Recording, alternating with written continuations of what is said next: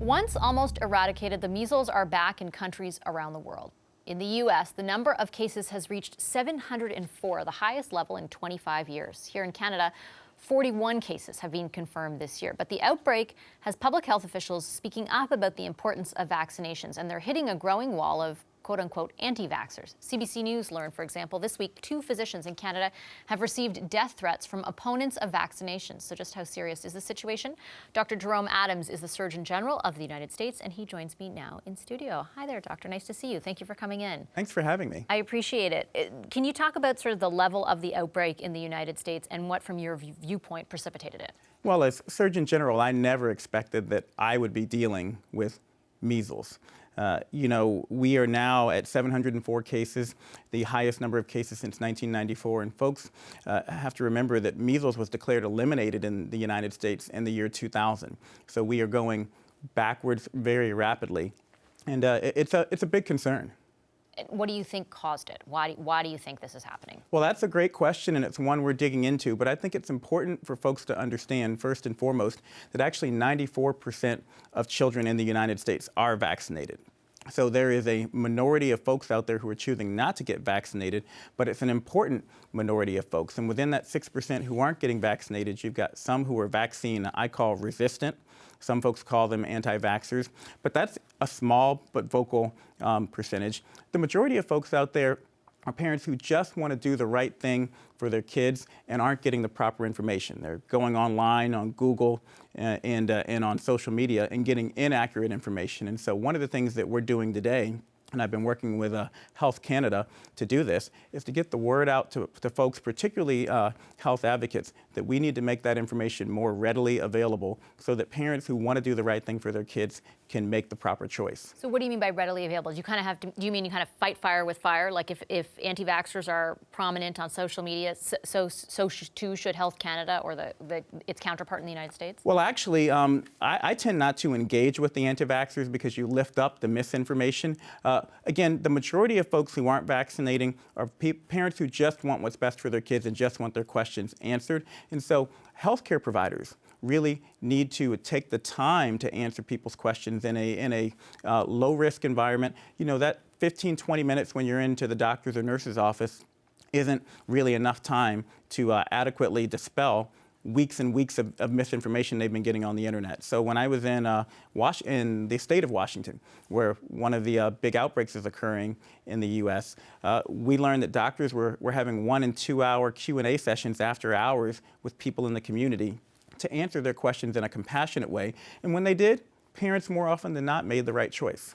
Is there something more going on? I mean, those anti-vaxxers, people who had, or the way you describe them, people who just have questions and aren't sure about things, that's existed for a long time. There's something that's changed. Here in Canada, for example, the chief public health officer said last week that she thought social media bots or trolls were spreading false information. Do you share that viewpoint? Well, I do think it's a big concern when you look at social media and when you look on the internet. If you go on the internet and you search vaccines, you're more likely to get 10 hits of misinformation before you get accurate information.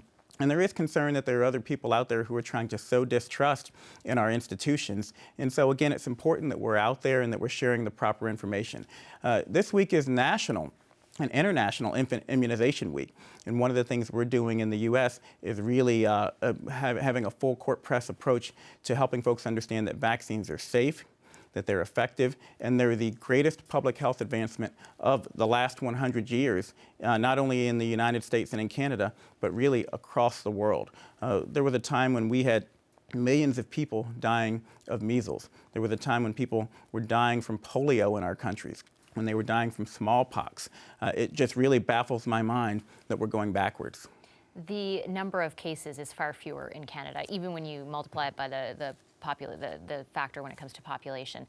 Do you think that this country is susceptible to what you've seen in the United States? Well, I absolutely think this country is susceptible. For instance, I was talking earlier with Dr. Tam, the Chief Public Health Officer, and I flew to Los Angeles 2 weeks ago.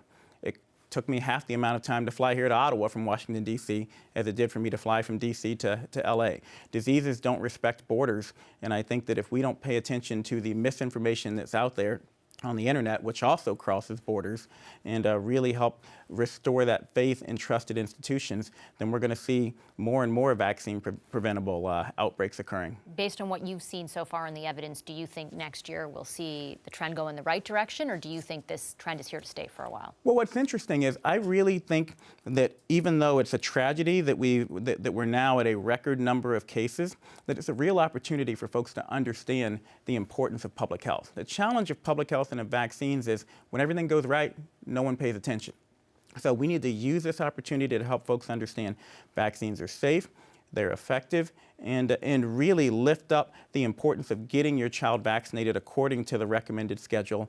And if we can do that, then I'm hopeful that next year we'll actually turn this negative into something that's a long-term positive. From a public policy perspective, I know various constituencies have made their own decisions, but should kids who haven't been vaccinated be banned from schools? Well, I think it's important that we have that discussion about the rights of individuals versus the rights of communities. And we know in the United States... What's your perspective? My perspective is that in communities that have slid on those vaccination policies, those mandatory vaccination policies, we see more people unvaccinated and they are at risk, and that's where many of these outbreaks are occurring. So from a public policy point of view, it makes sense to say that if you're going to go to school, you need to have your vaccinations. That's absolutely something that we promote in the U.S. from a public health point of view.